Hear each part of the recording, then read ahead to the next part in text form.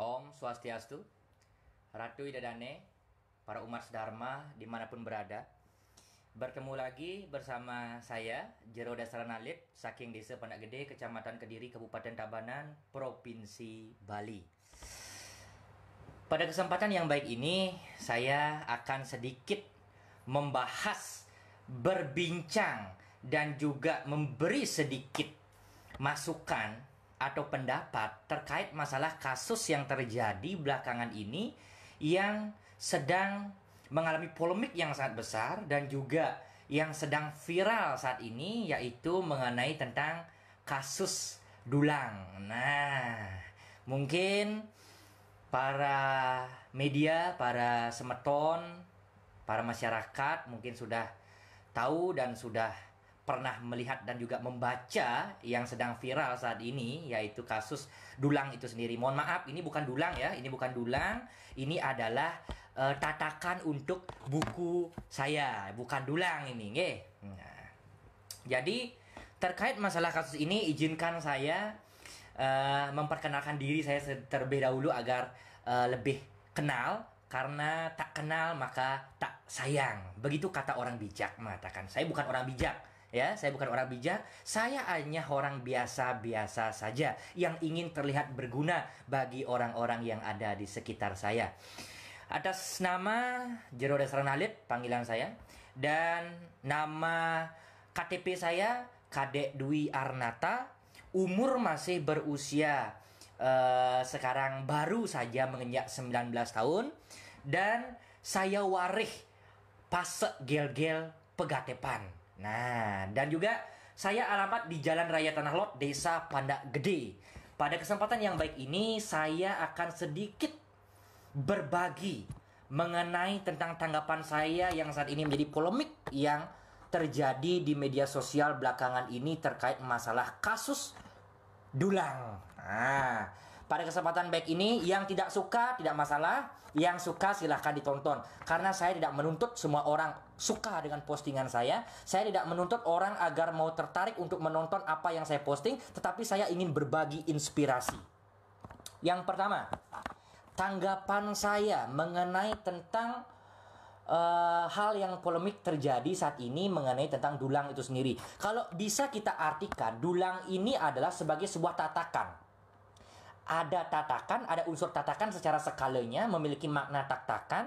Sama juga bisa jadi tatakan yang positif atau tatakan yang negatif, tergantung dari cara kita memaknai makna dulang itu sendiri.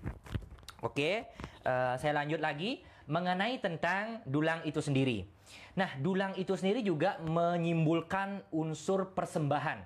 Karena ketika kita membahas masalah dulang, sering kita berbincang-bincang dengan sesepuh kita dan sering kita melihat di dalam dunia nyata bahwa dulang itu sebagai sebuah tatakan untuk sebuah persembahan juga dan simbol estetika atau keindahan, karena dulang itu sebagai sarana untuk sebagai alas daripada upekara uperengga, baik itu tatakan canang, tatakan pejati, tatakan rayunan kepada seorang sulingge, itu adalah unsur kewibawaan sebagai sarana tatakan ajengan atau suguhan seorang kaum Brahmana atau sulingge itu sendiri. Dan juga dulang itu sendiri memiliki makna sebagai unsur persembahan yang tadi saya sampaikan.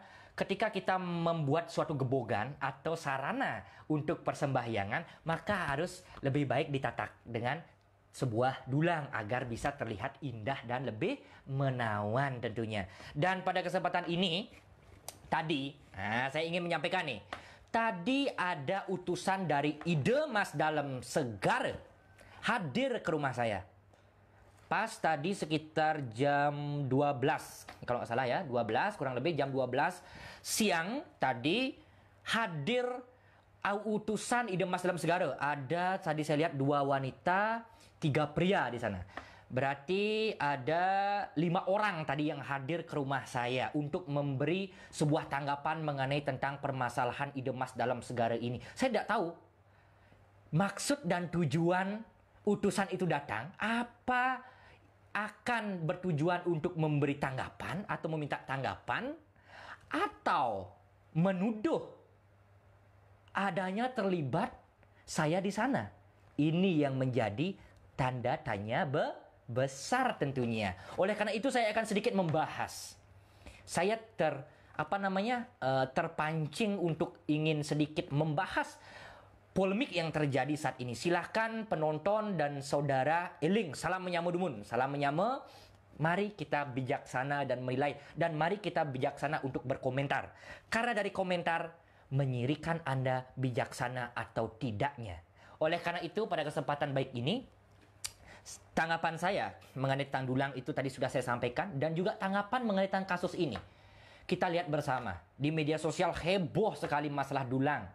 Dan saya beberapa hari yang lalu, baru sempat kemarin saya buka Facebook ya. Saya saat ini sudah mulai jarang untuk Facebookan karena saat ini saya sedang melakukan kegiatan ulangan, ada ujian, ada juga ingin akan berujung kepada mencari kampus, perkuliahan dan lain sebagainya. Pada kesempatan yang baik ini, itulah penyebabnya saya dengan rasa zona nyaman saya ingin juga berbagi sebuah pandangan pendapat mengenai tentang polemik yang terjadi saat ini sebagai seorang spiritual muda yang sama tentunya. Di sini Ide Mas Dalam Segara sudah pernah menyampaikan, dan saya saat ini juga akan menyampaikan. Di sini kalian akan menilai siapa yang lebih bijaksana, karena umur tidak menjadi patokan orang bijaksana dari tutur kata, bahasa, dan cara berbicara. Tetapi bagaimana ia bisa berpikir agar bisa mengutamakan jalan dharma daripada mengutamakan jalan kepentingan. Apa namanya? Wirat yang ini salah. Mudah-mudahan dia terungkap. Ini caranya dia. Ini nggak ada angka satunya. Nggak ada. Enggak. Ini siapa ini? Siapa minum? Coba itu. Gimana rasanya ke ragu ke tuang gitu loh. Oh. Ini nggak ada angka satunya. Jadi ini kan bukan tiang ya. Jadi tiang nggak perlu klarifikasi di TV, tiang nggak perlu klarifikasi di hal, karena sukses banget berkat ini kita yang semakin viral, semakin terkenal dan semakin benar itu ya.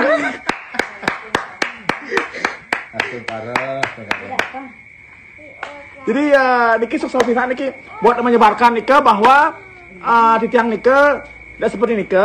Jadi kalau semeton sarang sami yang nonton live-nya niki, yang baca nika bukan di tiang dan sukses bisa jadi tiang banyak pribadinya sendiri tentunya. Oleh karena itu, tanggapan saya, seorang sulinggih sebenarnya tidak boleh. Bukannya tidak boleh sih, tapi tidak pantas lah. Tidak pantas untuk tersangkut masalah hukum tentunya. Nah, sekarang polemik ini sudah terjadi. Berita sudah menyebar di mana-mana. Lalu, argumentasi dari Ide Mas Dalam Segara sendiri sesuai dengan apa yang sudah diberitakan di sosial media, baik itu media-media komunikasi online, mengatakan bagaimana? Mengatakan bahwasanya kalau, tanda kutip nih, kata Mas Dalam Segara, tanda kutip, kata media, yang semua media meliput ini. Kalau itu benar terjadi, mungkin saja itu terjadi pada saat saya masih walake. Nah, inilah yang menjadi titik pertanyaan tanda tanya besar. Apakah seorang walake dulu, Ide Mas Dalam Segara, pernah melakukan hal itu? Tentu saja kita tidak tahu. Hanya Tuhan dan beliau saja yang bisa mengetahui apa yang terjadi. Dan kesempatan yang baik ini, saya akan sedikit memberikan pandangan saya mengenai tentang kasus sulinggih ini. Seorang oknum sulinggih, bukan sulinggih. Sulinggih semua baik. Hanya saja ada salah satu oknum yang kurang mengenakan bagi saya saat ini untuk menanggapinya. Oleh karena itu, mengenai tentang seorang oknum sulinggih yang saat ini terjadi sebuah permasalahan. Dunia ini memang penuh dengan masalah. Maka kita harus hadapi bersama. Kalau kita tidak bisa menerima masalah, jangan dulu deh jadi seorang sulinggih. Makanya saya pun masih umur muda, saya tidak punya keinginan cita-cita menjadi seorang sulinggih. Karena apa? Karena saya belum merasakan mampu menjadi orang yang bijaksana. Saya belum merasakan mampu mengendalikan ego dan juga hawa nafsu saya. Sehingga saya tidak mau menjadi sulinggih muda tentunya. Itu alasan saya ya yang pertama. Dan yang kedua, coba kita pikir dan kita bayangkan. Ide Mas Dalam Segara yang saya hormati dan yang saya banggakan menjadi seorang tokoh sulinggih muda ganteng yang sangat luar biasa sekali. sekarang sedang terjadi kasus seperti ini. Dan beliau melaporkannya ke Polda Bali. Masa seorang Sulinggih datang ke Polda Bali untuk meminta perlindungan hukum? Sah-sah saja, itu banyak terjadi. Dan banyak masyarakat yang berkomentar, apakah boleh seorang Sulinggih terjerat kasus hukum? Itu sah-sah saja. Karena di KTP, beliau tetap menjadi warga negara Indonesia. Sehingga kalau di KTP masih berwarga negara Indonesia, maka Indonesia berhak untuk melindungi hak asasi manusia, baik itu dari segi hukum, baik itu dari segi perlindungan, dan yang lain sebagainya. Sehingga semua warga negara memiliki hak yang sama di mata hukum tentunya. Oleh karena itu, Idemas dalam segara bisa melaporkan, tetapi tidak bisa menggugat lebih jauh lagi, apalagi sampai kasus ini datang ke pengadilan, berujung kepada pengadilan. Kenapa? Coba kita bayangkan, kalau seorang Sulinggih berdemo sudah biasa, itu sudah hal yang wajar. Seorang Sulinggih berdemo untuk menegakkan kebenaran, itu hal yang luar biasa. Seorang Sulinggih melaporkan kasus ke kantor polisi, kasus pelecehan, itu hal yang biasa. Tetapi yang belum pernah terjadi, seorang Sulinggih diadili oleh pengadilan. Sampai duduk di kursi pengadilan di meja hijau, seorang Sulinggih itu belum pernah terjadi, saudara-saudara. Kalau ini sampai terjadi, bagaimana Bali ini akan menjadi Bali yang tidak ajak lagi? Sulinggih saja sudah bisa diperkarakan, apalagi yang lainnya, saudara-saudara. Makanya kalau saya pendapat saya nih ya, silahkan Anda menilai bagaimana. Kalau pendapat saya, kalau saya menjadi seorang Sulinggih, kalau sudah terjadi pelecehan, dulu saya pernah dilecehkan juga. Saya pernah dibilang copy paste dan lain sebagainya. Segala motivasi saya adalah hasil copy paste. Saya tegaskan lagi, semua orang itu copy paste, tidak ada yang tidak. Contoh, seorang Sulinggih pun copy paste tentunya. Kenapa demikian? Saya akan jelaskan. Seorang Sulinggih belajar mantra dari mana? Dari buku kan? Sehingga dia copy paste di buku mantra itu sendiri, lalu ia implementasikan, ia pujakan, ia lantunkan, beliau lantunkan dari puja mantra itu sendiri. Ini sudah barang tentu juga Sulinggih copy paste. Contoh, seorang Sulinggih, nabe saya sugro pakulun mangdanentan kekeneng kecakra bawa. Nabe saya, seorang Sulinggih yang saya hormati sekali, Ida Acaryananda. Beliau pintar dari apa? Karena apa beliau pintar? Karena dari buku. Beliau menjadi seorang dosen, beliau ikhlas menuntun umat, memberikan dharma wacana, karena atas dasar beliau tahu, atas dasar beliau membaca. Apa yang beliau baca inilah yang dikembangkan, dikemas, lalu disampaikan ke media publik. Apakah beliau tidak copy paste? Tentu saja copy paste. Karena apa? Karena beliau mengcopy paste yang baik. Kita nilai bersama saat ini. Apakah dasaran alit copy paste yang tidak baik? Tidak pernah. Walaupun saya copy paste di buku, walaupun di media apapun, walaupun itu orang yang mengatakan lalu saya posting di media sosial, itu hal yang baik.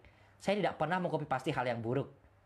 Mari kita mulat sarira, kita gunakan jenana kita. Kita gunakan kepintaran kita, idealisme kita. Kita pergunakan saat ini untuk berbicara. Kalau Anda tidak suka, tidak masalah. Saya tidak menuntut orang untuk suka. Tetapi saya hanya memberikan inspirasi dan juga masukan bagi orang-orang yang penting dan juga orang-orang yang ingin mendengarkan apa yang akan saya sampaikan. Saat ini, saya umur 19 tahun sudah memberikan statement seperti ini di media sosial. Silahkan kalian nilai sendiri bagaimana sifat dan karakter saya. Oleh karena itu kembali lagi kepada kasus tadi. Mengenai tentang seorang Sulinggih. Kalau saya menjadi seorang Sulinggih, saya tidak akan menggugat ke hukum. Saya tidak akan melaporkan ke hukum. Karena apa? Itulah resiko. Makanya seorang Sulinggih itu dalam Menau Dharma Sastra dan juga dalam kitab-kitab suci lontar yang lainnya, Manut Ring Siwaning Geguron, dan juga dalam Siwa Tatwa, Gamo Tatwa, di sana juga ada Aguron-guron, dan juga Manut Ring Sejeroning lontar-lontar yang ada mengenai tentang sesana kewikon, sudah disampaikan, Sulinggih tidak boleh lagi bergelut dengan hal-hal duniawi. Sudah terlepas. Tidak bisa benci, tidak bisa marah, tidak bisa menangis, tidak bisa. Karena apa? Karena seorang sulingih itu katanya sudah terlepas dari duniawi. Tetapi kalau seorang sulingih datang ke Polda Bali untuk memproses hukum, apakah itu hal yang manusiawi? Jelas manusiawi. Oleh karena itulah berarti sulinggih tersebut masih dalam konteks manusiawi. Kalau masalah saya tidak ingin proses ini sebenarnya diproses hukum karena umat saya yang menyuruh dan mendukung bahwa saya harus proses hukum. Umat yang mana? Umat yang diciptakan oleh kita sendiri atau umat masyarakat yang diciptakan oleh Tuhan? Inilah pertanyaan yang sangat besar tanda tanyanya. Di sini kita harus pintar dan bijaksana untuk menilai suatu statement atau ucapan dari masyarakat. Dan di sini akan saya sampaikan, silahkan kalau kalian merasa ini bermanfaat, kalian dengar. Ketika tidak, silahkan jangan didengarkan. Anggap saja angin lalu, anggap saja dasaran alit tidak berguna. Sehingga saat ini saya ingin menyampaikan sesuatu bagi orang yang membutuhkan saja. Ini bukan dulang ya, ini bukan dulang. Jero kalau dilepas ini baru dulang. Nah kalau masih ini berarti tidak dulang namanya gitu loh. Metataan iki, mangda wenten tataan buku jero iki nggih. Nah kembali lagi menyangkut masalah tadi, ada 5 orang datang ke sini. Ada orang yang datang ke sini, utusan dari Ide Mas Dalam Segara ada 5 orang, ingin menyampaikan pandangan beliau, ingin menyampaikan kata-kata beliau, beliau datang ke sini, saya terkejut. Nah, terkejut sekali. Terkejut bagaimana? Beliau meminta pendapat saya, meminta klarifikasi saya, dan meminta masukan saya. Nah, disinilah saya akan mulai membahas. Kalau masih begitu, berarti masih ada dendam dan iri hati, masih ada benci. Masa seorang sulinggih masih memikirkan kebencian? Tidak mungkin.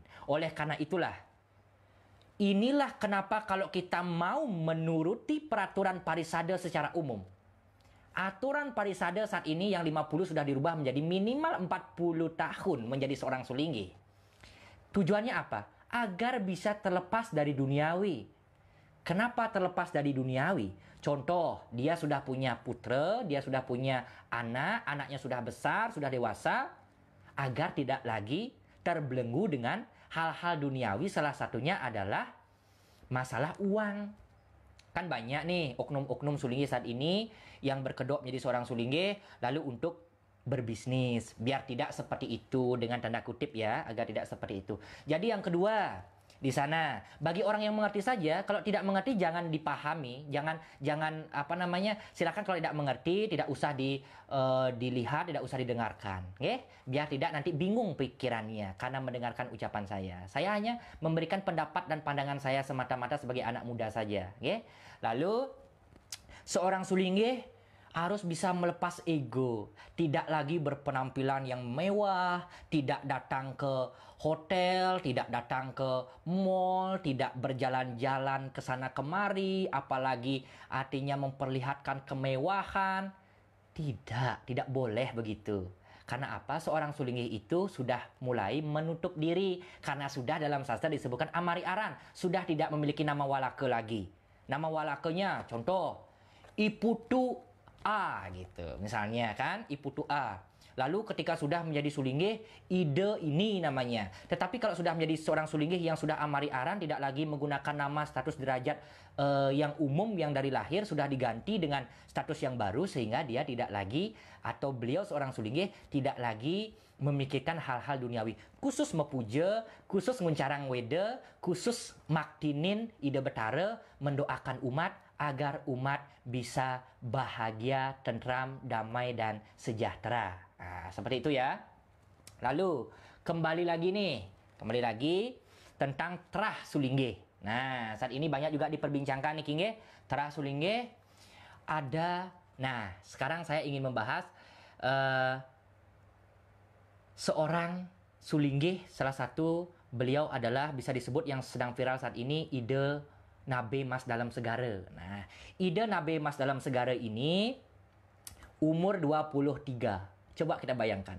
Umur 23 tahun sudah medui jati. Jadi umur 23 kalau saya nih, saya umur 19 saja masih kadang-kadang ego muncul, amarah muncul, iri hati muncul. Jangan munafik. Nah, jangan munafik. Iri hati muncul, kadang-kadang amarah juga sering terjadi. Itu hal yang manusiawi. Itu di usia-usia masih muda itu hal yang biasa. Itu labil. Semua orang begitu. Jangan sok suci. Okay?